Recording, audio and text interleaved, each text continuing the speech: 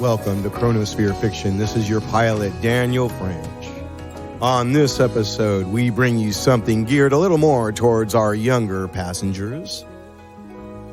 Writer Patricia Keiller brings you an adventure with an anxious rodent. This episode is part 1 of 4 in this story.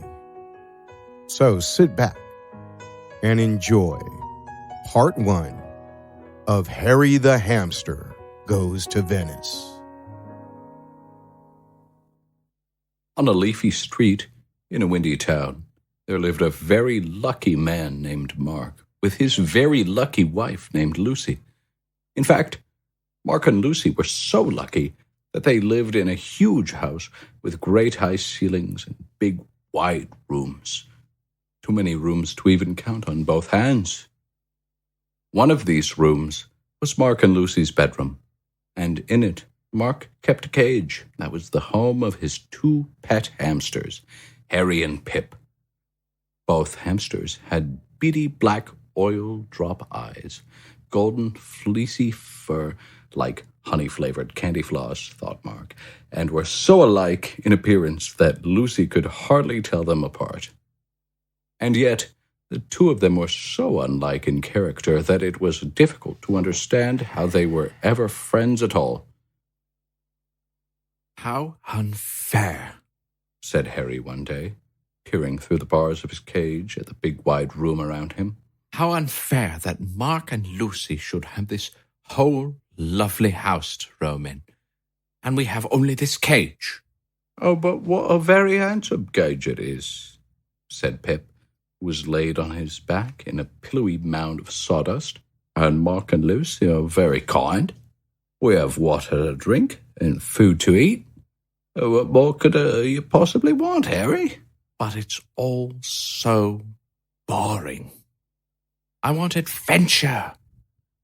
Don't you long for a bit of adventure, Pip?" "No," said Pip. "I like my life just as it is." And with that, the little hamster yawned and stretched and nuzzled himself down into his bedding, and before Harry got the chance to say anything more, Pip was fast asleep.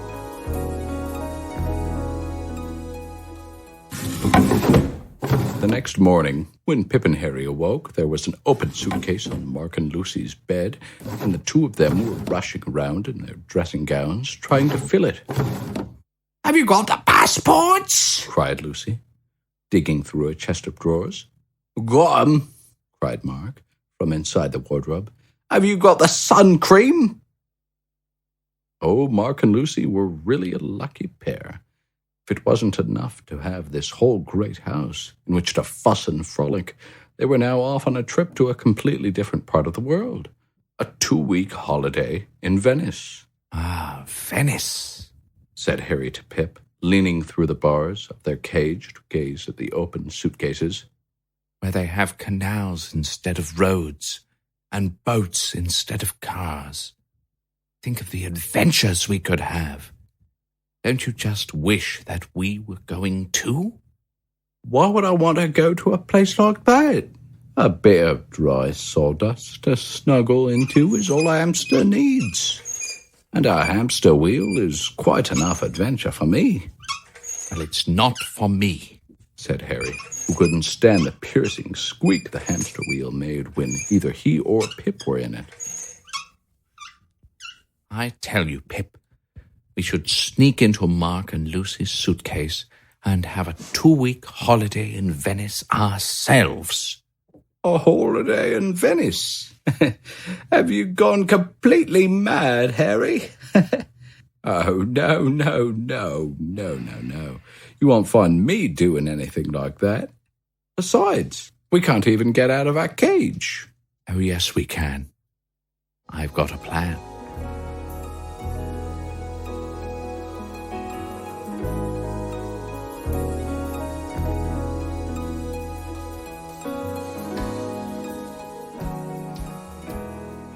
Harry's plan was very simple, but very, very cunning indeed.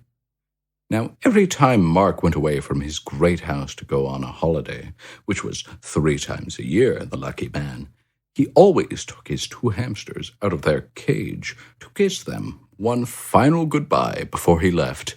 Mark was a big man, but he was also a very soft and kind man, and he loved his 2 hamsters very much. And so when Mark, sobbing and blubbering like a baby, opened the cage door and lifted the 2 little rodents up in his hands, he did not notice that one of those hamsters sneaked up the sleeve of his jacket. Indeed, Mark was so overwhelmed by tears that when he put his hand back in the cage, he wasn't even aware that it was only Pip that jumped out. Oh, poor Mark. He really was very upset. In fact, he was crying so much that when Harry scrambled right up to the shoulder of his sleeve, down underneath his vest, and then out through the leg hole of his trousers, he never once felt a thing. Completely undetected, Harry scampered across the floor, scaled the corner post of the bed, hopped off the pillow, and then buried himself deep down into Mark and Lucy's suitcase. And when Mark and Lucy opened the suitcase in their hotel room in Venice, neither of them spotted their little pet, Harry Hamster, climb out and scuttle away in search of adventure. Harry ran along the hotel corridor as fast as his little legs would carry him. He had no clue where he was or any idea where he was going, but this did not matter one tiny bit to Harry. All he'd known his whole life was a little cramped cage with no room hardly to walk in, but now he could feel all the marvelous space high and wide all around, and he ran and ran and ran. My word! How about this? Cried Harry as he scuttled through the halls. I never knew my legs could move so fast. Harry zigzagged across the hall, sometimes skipping and sometimes jumping right up high into the air, laughing all the while. He'd never felt so free, and yet this freedom still wasn't enough. Yes, the ceilings were high in the hotel and the walls were wide, but they still formed a cage of sorts. What Harry wanted was to be able to look up and around and see nothing but the clear blue sky and the enormous distance to the horizon. He had to get outside. But he wasn't alone in the corridor. Lots of other very lucky people were also arriving in the hotel. They began their holidays and were all rushing around trying to find their rooms. They stomped back and forth along the hallway, wheeling great suitcases and clomping heavy feet. And Harry had to dodge and dart around them to save himself from being squished. But he kept on running, and soon Harry came to a staircase at the end of the corridor. Yes, down the stairs and out to freedom. Down the steps he ran, and out across the hotel foyer on the bottom floor. There were people everywhere in the foyer, all rushing around in a fuss. Harry swerved between the scurrying legs of the excited children and ducked beneath the shiny brass frames of porter trolleys as they were wheeled along. What fun! What adventure I'm having already! Then he saw the revolving doors that led out of the hotel into the big, wide world. Round and round they spun, like the propellers of some great ship, and Harry ran straight for them. The doors swallowed Harry in one, and they spat him out the other side into the bright daylight of the Venice streets. Harry stopped running. In fact, he stopped moving altogether and just looked up and all around him. He could hardly believe it. There were no metal bars that encaged him, no walls that blinded him, no ceiling and no roof that covered him. No, for the first time in Harry's life, he was not only out of his cage, he was outside. Harry was free.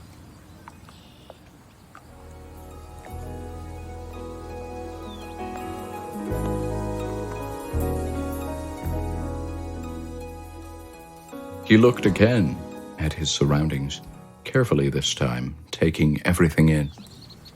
And what he saw was the most impressive sight he had ever seen in his life.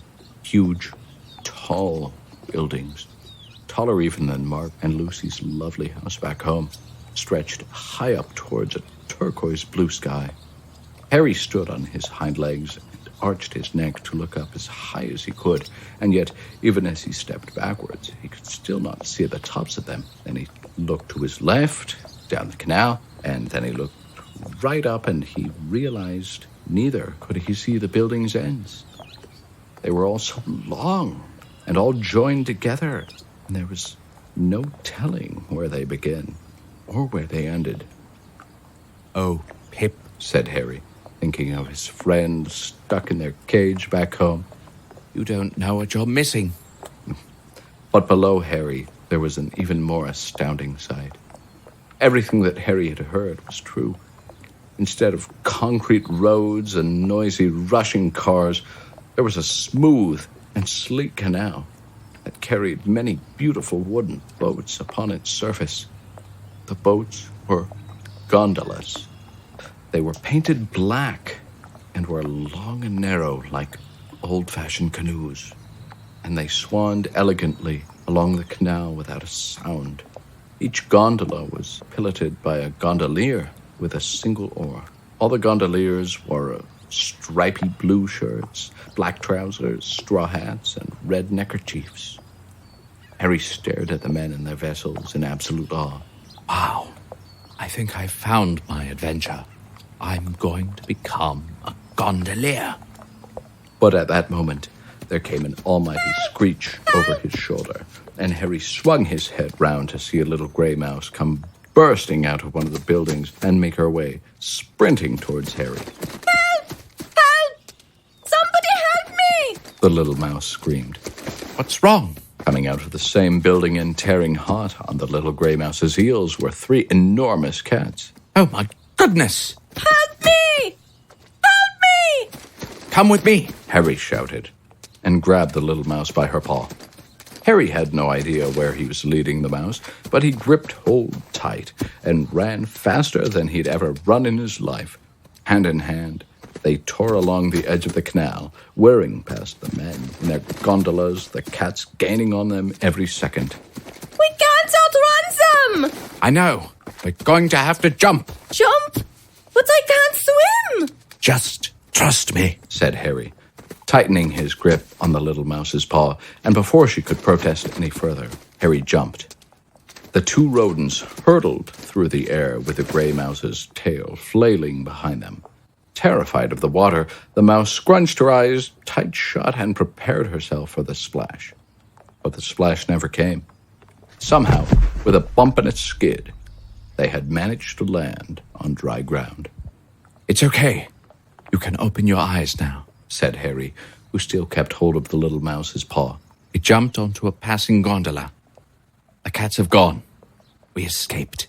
Escaped? Said the little mouse, still in too much shock to really understand what she was hearing. Yes, look.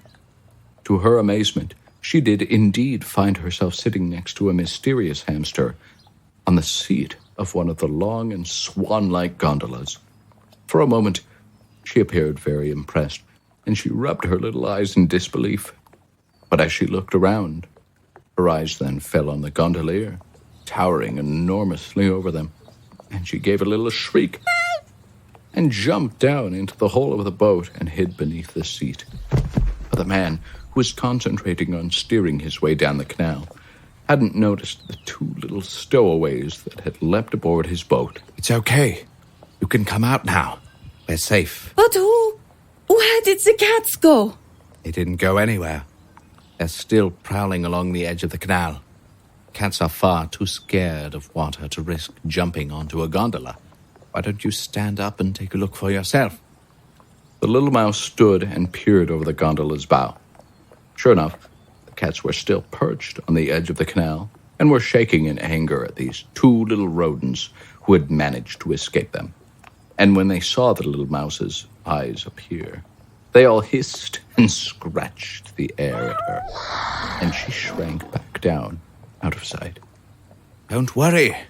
I can't reach you from here, said Harry to the mouse. Then he stood back and faced the cats on the shore.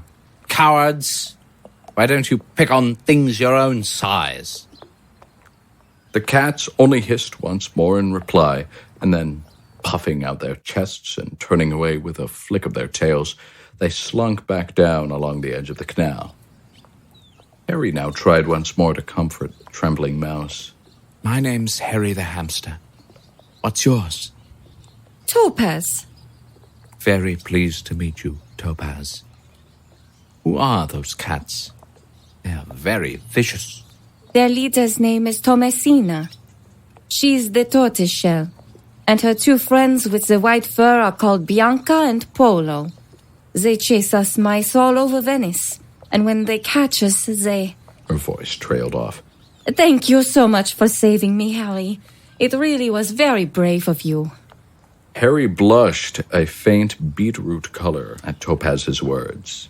Oh, I didn't do anything, really?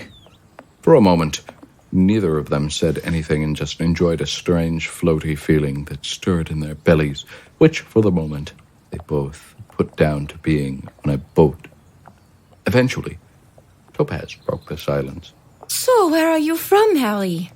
Somewhere fast-paced and exotic, I guess? Oh, no, said Harry, with a big shake of his head. I come from the most boring place in the whole wide world.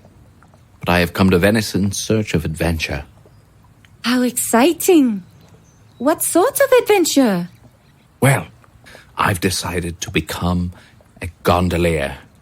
I'll build my own gondola and sail up and down these very canals, ferrying the Venetian mice all over the city, wherever they want to go. I'll make new friends and discover all sorts of adventures. That sounds wonderful. Perhaps you could take me out for a sail one day, once your boat is built and ready.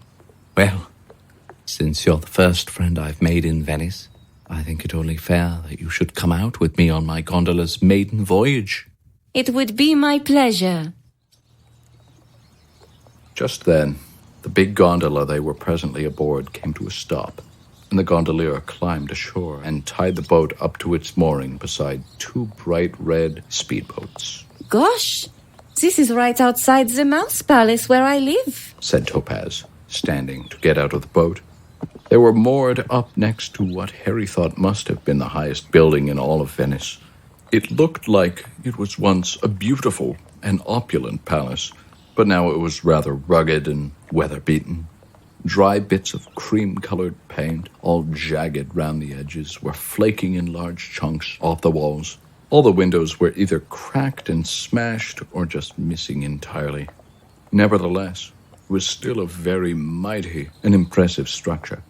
A huge wooden gate, twice as tall as Harry's owner, Mark, and studded all along its fixtures with shiny brass bolts, stood strongly, though fixed slightly ajar, at the palace's entrance. Above it, coats of arms were sculpted into hollows all over the face of the building, some in the shapes of angels looking out over canal and city, and others in the shapes of lions and eagles. But even these were faded from the brilliant white that they once were, and most had patches of slimy green and yellow mold growing over them. But what struck Harry the most, as he gazed up at the gigantic construction, was the sheer size of the thing. It was enormous. It must have been as long as 20 gondolas and as high as 30 gondoliers. Wow, is this really where you live? Oh, yes. It's where all the Venetian mice live on this side of the canal. It's beautiful. You really are very lucky. Thank you, said Topaz, and she lowered her eyes slightly and looked down at her toes. Well, I've got to go now. It's been nice meeting you, Harry. And you, Topaz. The little mouse hopped onto the shore, but before she scuttled away, she turned back to Harry and said, Be sure to come back this way once you've built your gondola. I'll be looking out for you. Of course I will. And thank you for today. Harry wanted to say that it was no trouble at all, but before he had the chance, the little mouse had dashed away and disappeared through the gap in the giant gate. Harry climbed out of the gondola. My word, he said out loud as he skipped along the edge of the canal. What a very fine mouse I've made as my first friend here in Venice. I must start building my gondola right away. I can't wait to see Topaz again. I wouldn't count on it. hissed a voice behind him. You'll be lucky if you ever see the light of day again. Harry turned to confront the sound, and he was met face to face with a huge pair of green eyes and a snarling mouth of glistening white fangs. They belonged to a tortoise shell. To Tomasina, You can escape us once, said the cat, her hot breath beating over Harry's face. but this time you shall be lunch. Oh, no, I won't, said Harry, and he span round to sprint away. But as he turned, he was stopped in his tracks by Tomasina's two friends, Bianca and Polo, who had crowded round behind him. He was cornered on all sides. So guys, Purred Tomasina to her companions. I'm getting hungry. Shall we start with his ears or his little stubby tail? The cats bore down on Harry, all round. They peeled their lips off over their gums and snarled in his face. Long strings of saliva dangled from their teeth, and Harry could smell the hunger on their hot breaths. He shook. He was petrified, but he wasn't going to give up without a fight. Before he even knew what he was doing, Harry jumped up and grabbed Tomasina's whiskers with both paws and pulled down on them as hard as he could. The cat screamed, and as quick as a blink of the eyes, Harry sprinted beneath their legs and was scampering away down the edge of the canal before Tomasina even knew what had happened. Bianca and Polo tried to give chase, but both of them tripped over the fallen Tomasina, and all three cats got their legs tangled and tied up together like octopuses in a fishing net. Once again, Harry had escaped. Harry walked along the canal. He was completely alone, save for a few pigeons pecking at the crumbs between the cracks in the cobbles beneath their feet. The jet-black gondolas skimmed gently below him, and the bright, white balconies of the buildings shone like mountaintops in the afternoon sun. Yet Harry could not enjoy any of these sights. He was badly shaken by his ordeal with the cats, and he kept looking back over his shoulder as he walked. He wanted to start searching for some suitable materials with which to build his very own gondola, but he was too afraid to let his guard down for fear the cats might return. Harry continued anxiously along like this for some time, and in the end he became very tired and wanted to stop somewhere secluded and have a good rest. But not knowing the city of Venice at all, and having nowhere to go and no one to turn to, he could see no other option but to keep on walking and see what fortune brought along his path. It seemed, however, that Harry must have used up all of his good fortune for one day when he'd met the lovely little mouse Topaz, for what happened next was very unfortunate indeed. Harry had only been vaguely aware of the deep buzzing noise that was slowly approaching and growing louder from behind him. He was just too deeply lost in his worries, but now the noise had risen to an almost deafening level, and Harry suddenly noticed that all the gondoliers had stood up in their boats and were waving their fists and shouting angrily. "Slow down, you maniac!" went the chorus of gondoliers. "We'll be drowned!"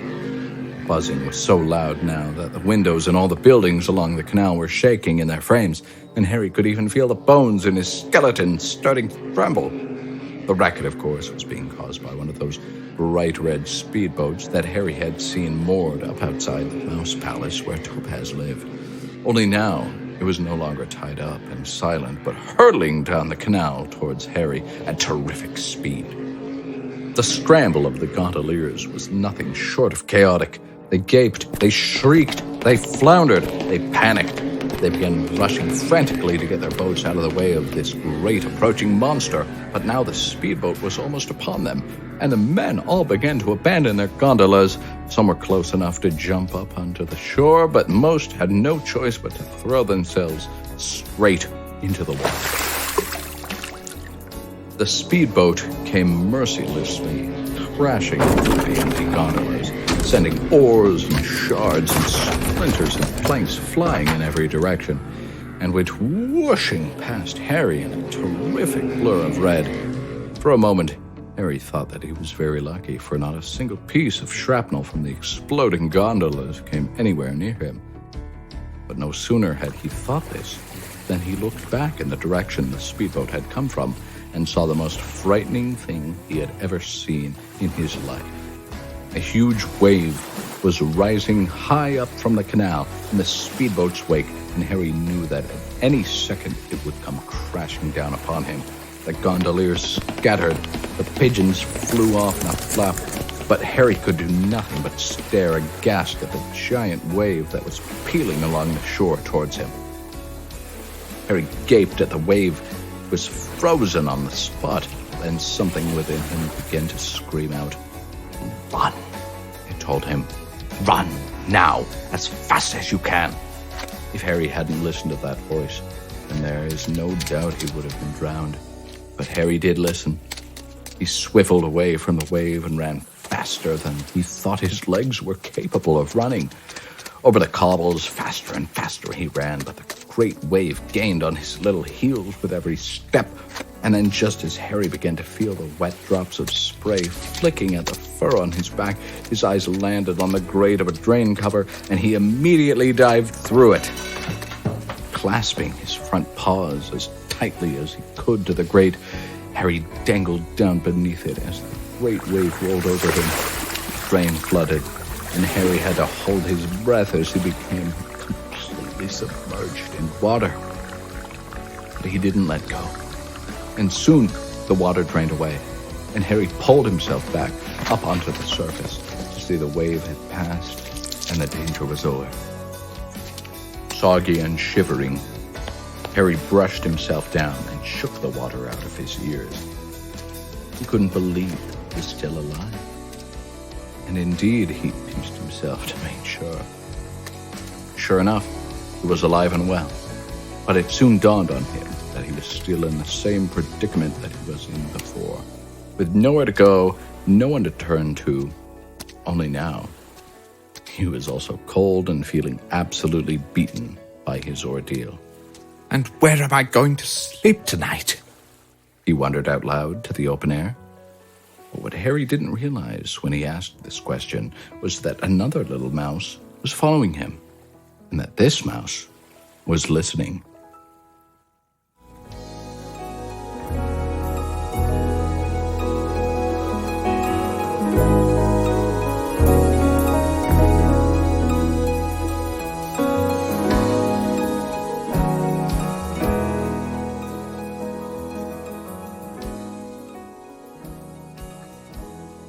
And that is part 1 of Harry the Hamster Goes to Venice. Written by Patricia Keiller. Your narrator and the voices of Pip, Mark, and Lucy is Blake Benlan. The voices of Topaz and Tomasina are Kristen Curtis. Music by Andrew Manos and Daniel French at Fishbonius Sound Design. Production, mixing, editing, and sound design are by Daniel French at Fishbonius Sound Design. Keep an eye on Chronosphere Fiction for part 2 of Harry the Hamster Goes to Venice. Thank you for flying the Chronosphere. Until next time, keep your cosmos clean.